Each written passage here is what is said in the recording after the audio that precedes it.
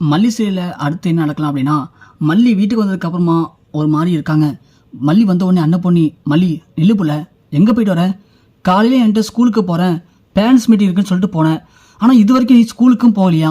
இப்போது நீ எங்கே தான் போயிட்டு வர? என்னாச்சு உனக்கு? ஏன் மூஞ்சில் ஒரு மாதிரி இருக்கு? எதுவும் அழுதியா அப்படின்னு அண்ணன் பொண்ணி கேட்க, அதெல்லாம் ஒன்றும் இல்லை பெரியம்மா, நான் நல்லா தான் இருக்கேன் அப்படின்னு சொல்லிட்டு மல்லி வீட்டுக்குள்ளே போகிறாங்க. அண்ணன் பொண்ணு ஒன்று, நில்லு புள்ள, நான் கேட்டுட்டு இருக்க, நீ போய்ட்டு போயிட்டுருக்கேன்.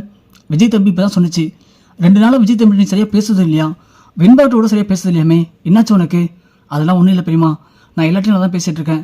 ஏன் எனக்கு என்னாச்சு? நல்லா தானே இருக்கேன் அப்படின்னு மல்லி சொல்ல, இல்லை போல நீ இப்போ பேசுகிற டோன்லேயே தருது, உன் பேச்சில் ஒரு அன்பு பாசம் இருக்கும். வந்த உடனே நீ ஸ்கூல் பேரண்ட்ஸ் மீட்டிங் ஆச்சு, என்ன ஆச்சு, என்ன நடந்துச்சு அப்படின்னு ஒரு வார்த்தையோட கேட்கல. காலேருந்து நீ எங்கே போன அதுவும் தெரியல. இப்படி எது கேட்டாலும் உண்மைன்னு பதில் சொல்கிற. மூஞ்சி ஒரு மாதிரி வச்சுக்கிட்டு நிமிர்ந்து கூட விஜய் தம்பியை பார்க்கவே இல்லை. நீ பாட்டி போகிற. மணி என்ன ஆகுது? அந்த புள்ள வந்துச்சு, சாப்பிடுச்சா இல்லையா, என்ன பண்ணுச்சுன்னு எதுவுமே கேட்காம இப்படி ஒரு பொறுப்பு இல்லாமல் இருக்கே புள்ள, என்னாச்சு உனக்கு? நீ இப்படி இருக்க மாட்டியே அப்படின்னு அண்ணன் பொடி கேட்குறாங்க. மல்லி ஒன்னே, இப்போ என்ன பெருமா பண்ணணும்? சாப்பிட்டீங்களான்னு கேட்கணும், அவ்வளோதானே. சாப்பிட்டீங்களா கேட்டுட்டேன், அவர் மூஞ்சி வந்து பார்த்துட்டேன், போதுமா, எனக்கு கொஞ்சம் நிம்மதியாக இருக்க விடுறீங்களா அப்படின்னு சொல்லிட்டு மல்லி மேலே போகிறாங்க. விஜய் ஒன்னே, பார்த்தீங்கன்னா இப்படி தான் இருக்கா, என்னாச்சுன்னு தெரில, கேட்டான்னு சொல்ல மாட்டா. உடம்பு சரியில்லையா, மனசு சரியில்லையா, என்ன பிரச்சனை, எதுவுமே புரியலத்த. ஒரு வேளை நான் வேலைக்கு போகாமல் இருக்கிறது தான் மல்லிக்கு பிரச்சனையா அப்படின்னு விஜய் கேட்க, என்ன தம்பி இப்படிலாம் பேசுகிறீங்க? அப்போ என்னத்த பண்ணுறது? நானும் நேற்று வந்து யோசிச்சு பார்த்துட்ருக்கேன்.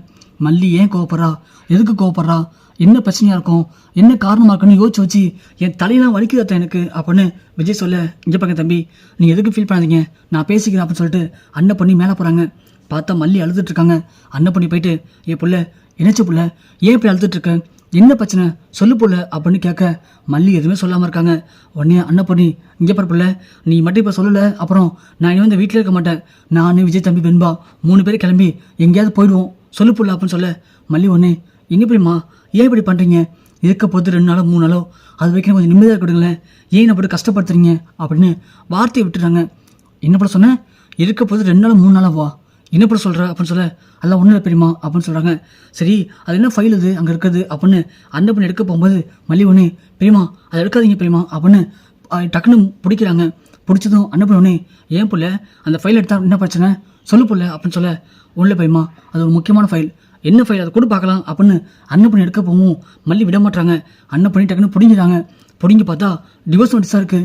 ஏன் புள்ள என்ன இது, டிவோர்ஸ் நோட்டீஸாக இருக்குது, யாருக்கு இது அப்படின்னு பார்க்கும்போது, என்ன புள்ள உனக்கு விஜய் தம்பி இருக்குமா, ஏன் நினச்சிட்டு இருக்க மனசில், யாருக்கு நீ டிவோர்ஸ் பண்ண போகிற விஜய் தம்பி அப்படின்னு சொல்ல, மல்லி ஒன்று, பெரியமா கத்தாதீங்க பெரியமா அப்படின்னு சொல்ல, இங்கே பார்ப்பில்ல, எனக்கு இப்போ தெரிஞ்சாகணும், 2 நாள் நீ அந்த தம்பிகிட்ட சரியாக பேசுறது இல்லையா, அப்படி இருக்கும்போது நீ இப்போ டிவோர்ஸ் போட்டு வந்திருக்கனா, என்ன அர்த்தம் போல இதுக்கெல்லாம் காரணம் சொல்லு புள்ள அப்படின்னு கேட்க, இல்லை பெரியமா அதெல்லாம் சொன்னால் புரியாது, விடுங்க பெரியமா அப்படின்னு சொல்ல, இங்கே பார்ப்பில்ல, நீ இப்போ சொல்கிறியா விஜய் தம்பியை மேலே கூப்பிடுவா, ஐயோ பெரியமா ப்ளீஸ் பெரியமா நான் சொல்கிறது கேளுங்க, நீ கேட்க மாட்டேன், இரு விஜய் தம்பி நான் மேலே கூப்பிட்றேன் அப்படின்னு அண்ணன் சொல்லுவோம்.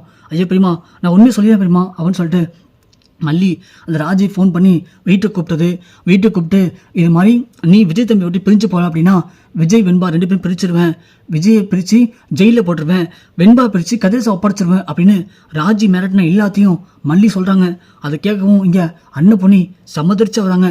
நினச்ச போல அப்பயே நினச்சேன், அந்த ராஜேஸ்வரி உனக்கு ஃபோன் பண்ணாலே ஏதோ பிரச்சனையாக தான் இருக்கும், ஏதோ வில்லங்கமாக இருக்கும் அப்படின்னு நான் அப்பயே நினச்சேன். லாஸ்ட்டில் நினச்ச மாதிரி நடந்து போச்சு பார்த்தியா?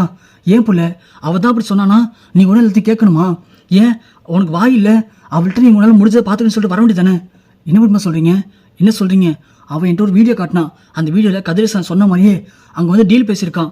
எனக்காக ரஞ்சிதா வந்து ஒரு பொய்சாச்சு சொன்னால் போதும், நான் உங்களுக்கு என்ன பண்ணணுமோ அதை பண்ணுறேன் அப்படின்னு கதிரேசன் பேசின வீடியோவை அந்த ராஜேஸ்வரி என்கிட்ட காட்டினான். அதை பார்த்தோன்னே எனக்கு பக்குன்னு ஆயிடுச்சு. அவள் மட்டும் கோர்ட்டில் வந்து விஜய் தான் வந்து ரேணுகாவை கொன்னான்னு ஒரு வார்த்தை சொன்னால் போதும், அப்புறம் அந்த வக்கீல் உடனே விஜயை பார்த்து கொலைக்காரன்னு முத்திரை குத்தி ஜெயிலில் தூக்கி போட்டுருவாங்க. அப்புறம் விஜய் சார் காலத்துக்கும் ஜெயிலில் தான் இருக்கணும், அவரால் வெளியே வரவே முடியாது. அது மட்டும் இல்லை, ஒரு கொலைக்காரன்ட்ட ஒரு பொண்ணு வாழ்கிறத யாரும் ஒத்துக்க மாட்டாங்க. அவருக்கு கொலைக்காரன்னு முத்திரை குத்துன ஒன்று வெண்பாவை பிரித்து கதிரசன்ட்ட ஒப்படைச்சிருவாங்க. அப்புறம் விஜய் வெண்பா 2 பேரும் பார்த்துக்கவே முடியாது. நான் விஜய் கூட இருக்கணும்னு நினச்சேன்னா விஜய் ஜெயிலையும் வெண்பா அந்த கதிரச உடனே தான் இருக்கணும். அப்புறம் நான் எதுக்கு பெரியமா தனியாக இருக்கணும்? அதான் அட்லீஸ்ட் நான் அவங்களோட பிரிஞ்சு போயிட்டேன்னா அவங்க 2 பேராச்சும் வெளில இருப்பாங்கல்ல, அதுக்காக தான் நான் விஜய் விட்டு பீலான்னு முடிவு பண்ணிட்டேன் பெரியமா அப்படின்னு மல்லி சொல்லிட்டு அழுகுறாங்க. அண்ணன் பொண்ணுக்கு அந்த நேரத்தில் என்ன பண்ணுன்னு தெரில.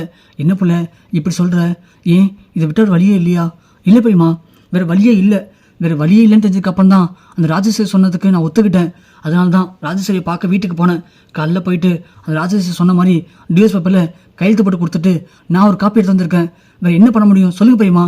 விஜய் நான் எல்லாம் கூட இருந்துருவார், ஆனால் வெண்பா இல்லாமல் சத்தியமாக இருக்க மாட்டார்.